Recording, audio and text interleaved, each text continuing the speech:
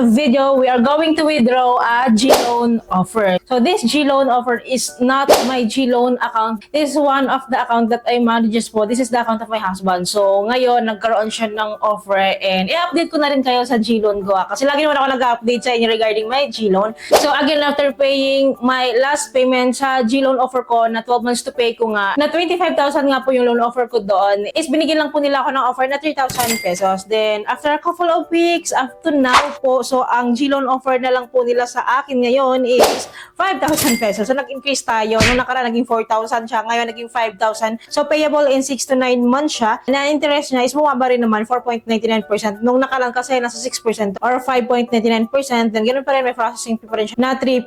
So of course hindi ko siya i-withdraw kasi masyadong mababa. So sakto nga po, nag-notify si GCash sa G-Loan ng husband ko na nakalagay po dito na we increase your G-Loan limit 15,000 pesos. Then tap borrow G-Loan to learn more. So your credit limit is subject to a regular assessment. So grab the offer now before it expires. Kapag mga ganito po is limited offer lang po ito. So lagi ko po sinasabi sa inyo na si G-Loan tsaka si G-Gives talaga is nagpapalimited offer yan. And of course may expiration yon. Kailangan i-grab natin siya as soon as possible para hindi siya bumalik sa dati niyang offer na mabababa. So this one is limited offer lang. Promotion lang po ito. Which kapag nag-grab natin, of course makukuha din natin ng buo. Kaya ngayon po okay na rin sa akin yung 15,000 pesos. So ito po yung G-score ng husband ko. Upon offering this limited offer na 15,000 ni G-Loan, ito po ngayon yung kanyang G-score. So as you can see po, mababa po ito. Itong offer na ito is mababa po talaga siya compared sa meron tayo. Like sa akin na umaabot po ako ng 600 plus and nag 700 plus na rin ako.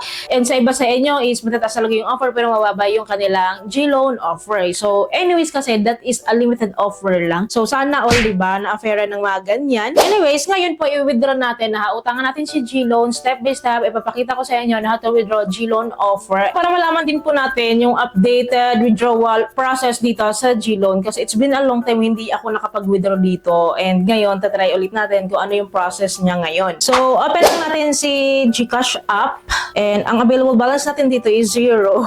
Wala siyang balance ngayon. Anyways, click natin to si borrow para mag-pop up si G-Loan. So click natin to si G-Loan and ito nga po yung lalabas. So dito po nakalagay na we can borrow up to 15,000 pesos na legit nga po kung ano yung in-offer nila via text messages is nandito rin siya, nag-reflect din siya. And nakalagay din po dito na limited time offer lang po ito. So nag-e-expire po talaga tong offer nila na ito hindi naman siya consistent na ganito palagi. Diba? Kilala nyo naman si G-Loan na ganun talaga palagi. Nagre-refresh siya ng offer. Anyways, ang loan details niya po dito is payable in 9 months. So interest rate niya po is 3.99% monthly. And then pa rin po si processing fee na 3%.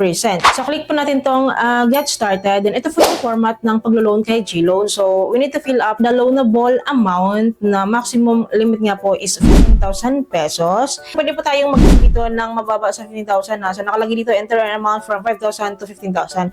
Isagad natin sa 15,000 pesos. And then sa step 2 po, we need to select an installment plan. So dito nga po, wala tayong choice kundi i-grab tong 9 months to pay with an interest rate of 3.99% monthly. So meron siyang monthly repayment po na 2,265.17 pesos. So isa step 3, click natin tong select your loan purpose. Wala naman pong maling sagot dito kahit anong isasagot nyo dito or click nyo dito. That's okay. Then after this po, so dito sa summary sa baba, nakalagay dito yung loan amount ng 15,000 pesos. And then less yung 3% processing fee. So ang processing fee po niya is worth 450 pesos kasi po ang 3% po ng 15,000 is 450. So ililess po yun kaya ang amount na ma-receive na po natin is 14,550. So yun na lang yung ma-receive natin. So after this, click natin tong get this loan. And then dito, so i-review lang natin tong mga details na nandito bago tayo mag-continue. So ito yung pinaka-summary niya na ito nga po yung details na ni-loan natin. So may principal amount tayo na 15,000, then interest per month na 3.99%, and ang processing fee to be deducted is 450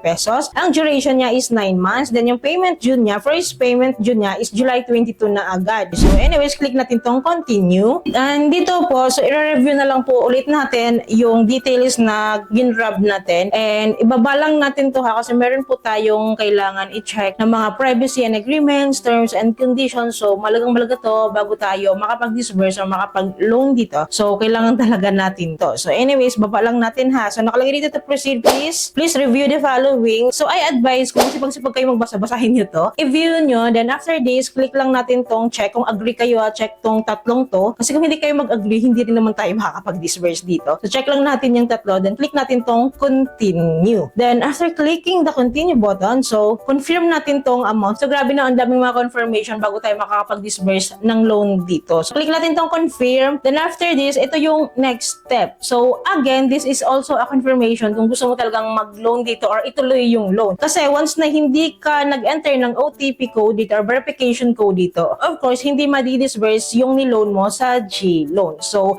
this is the final chance na after entering the verification code na marireceive mo is okay ka na mag-loan dito and for the go ka talagang mag-loan dito. So, dahil for the go tayo to loan this amount, so, i-enter natin yung na-receive natin na 6-digit authentication code, i-submit po natin ito. Then, after submitting this, so nakalagay po agad dito na successful po yung ating application, yung ating loan application sa G-Loan. So nakalagay dito, your loan amount will be sent to your GCash account within 24 to 48 hours. You will receive a text or an email to confirm your transaction. Pero pag ganito po kasi, real time yan. Sa experience ko, real time, hindi umaabot ng 24 hours or 48 hours. So real time agad-agad. So click natin tong okay. Then magdadirect agad sa GCash wallet. Then makikita nyo naman agad po, nandito na agad yung ating ni-loan, buong 14,550 pesos. Kasi nga po, dapat 15,000 to, nag-less po sila ng 450 for their processing fee. So, 14,550 is legit po na pumasok sa aking GCash wallet and legit po na withdrawable pa rin and legit po na makakapag-loan talaga tayo sa G-Loan offer natin. So, punta natin si transaction na, titingnan natin kung saan galing itong 4,550 para makita nyo na galing nga po ito sa ating G-Loan offer. So, nakalagay po dito, G-Loan disbursement worth 14,550.